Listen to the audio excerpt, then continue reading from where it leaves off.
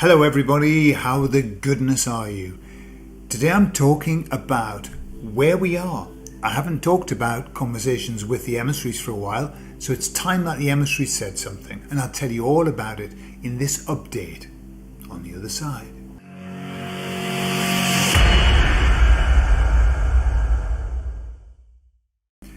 So I wanted to know from the emissaries where they perceived us to be. And I asked this question a lot. Where are we? Give me an update. What's happening? And so they said that they see us in a very, very important moment. And they said we're at a critical moment. But they said, qualified it by saying, not critically bad, critically good. And what they explained was that we are at a place where everything is falling apart.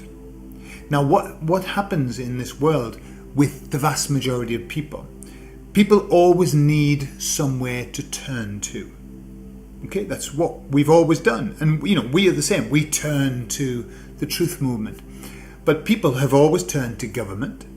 They've always turned to the doctor in terms of those kind of things. Government to keep order, the doctor to keep health. They've turned to the religion to keep faith. They've turned to the banks to make sure that financially they're secure, and they've always turned to the TV to know what to think.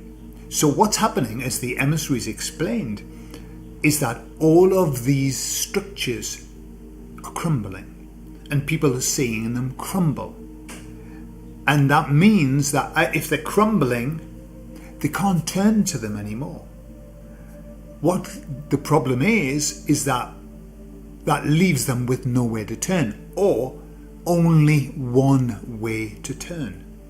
And that is to turn to alternative media, to turn to alternative information. So when everything has fallen apart, everything is a pile of shit, then you've got to look around. And what the emissaries were saying was people don't have the practice to actually then just start going on the inside and finding the truth. Their own truth. They haven't got that practice. They are accustomed to turning to something. And so that they said they're going to turn to us. And when I say us, I'm talking about the alternative world. That's very big, and there are different layers of that. But that's where people are going to turn. And this is what's happening. This is what this great awakening is. This is where all these angry people are coming from. They're turning to the alternative. And so we've got to be ready for that. We've got to be prepared. We've got to be waiting with open arms and to help them, because they're going to come stumbling and bumbling and bubbling. They're not going to be happy. So we're going to have to help them, and we're going to have to be softly, gently. It's probably not a good idea to, give them in one conversation, which I've done, everything that you've learned in the last, fill in the gap, 3 years, 5 years, 10 years, 20 years. It's probably not best to let them in on that. I've had the experience when I was talking with my aunt, and she was mentioning things, and everything that you mentioned, I was saying, but let me tell you about that, and she said, you just say no to everything. Is there nothing that you agree with? I bet you don't even believe in climate change, as she said. Like the most believable thing. And I said, not man-made anyway. So that's kind of, what they're going to come and find with all these very knowledgeable people. We're very knowledgeable. We've done the work. We've done a lot of research. But just let's not give them all of it in one go.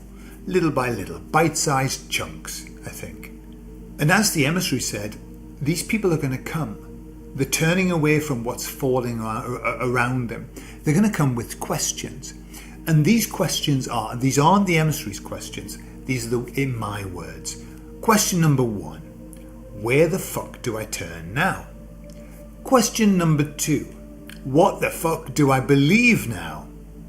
Question number 3, what the fuck is left if all of that is gone? So, we've got to be there to answer those what the fuck questions. We've had them, have we not? And I still have some. I still have quite a few what the fuck questions. However, A lot of them I have sort of, I've got a feeling about those. But they don't. They're going to come with all of the WTFs, and our job is little by little to help them. And of course, the more that the truth bombs are being dropped all over about everything, and it's everywhere, the faster this is going to be. It's going to happen. What I've noticed, this is my little technique, what I've noticed is that I now can openly be a conspiracy theorist, but only on certain things. For example, now I talk to people and I say, politics is on its arse. Politics is dead. That system doesn't work for us anymore. And do you know what? Like 99 times out of 100, people say they agree with me. Normal people, they agree with me. And that's kind of a place that we can start at. Let's not give them it all. But what I'm saying is this general impression that people have that everything is a bit fucked up. Yeah? However that might be. So we can use that, monopolize that, because really, I mean, we want to push the Great Awakening on, don't we? We want it to go as fast as hell. Yeah, not that fast. As fast as heaven. So let's be there. Let's box clever. Okay? I don't even know where that comes from. That's a metaphor. Let's box clever. Is it that kind of boxing? Or is it putting stuff in boxes? I don't know. Let's make sure that we have our little answers there, and we use the pass the peas kind of thing, the system pass the peas, where you say, yes, because did you know that, blah, blah, blah, blah, blah. Anyway, pass the peas. So what did you do yesterday? Yeah, you kind of just drop these little truth bombs and then change the subject. It's a good system.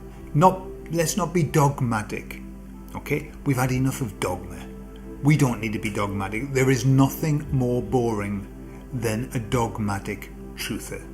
Let me tell you, they are very boring. I think dogmatic truthers are more boring than dogmatic sleeping people. Just because they've got more to say. Dogmatic sleeping people just go, yeah, everything's all right, and everything's fine. Just believe in Jesus. But dogmatic truthers are really boring. So let's not go there. Let's, bite-sized chunks. Let's strokey, cuddly, everything's all right. Yeah? And leave the big stuff till later. They can find out and cry their eyes out, and not sleep for 3 nights. Let them get to that bit by bit. Okay? So there you are. I love you all, and I'll leave you with that. Take care.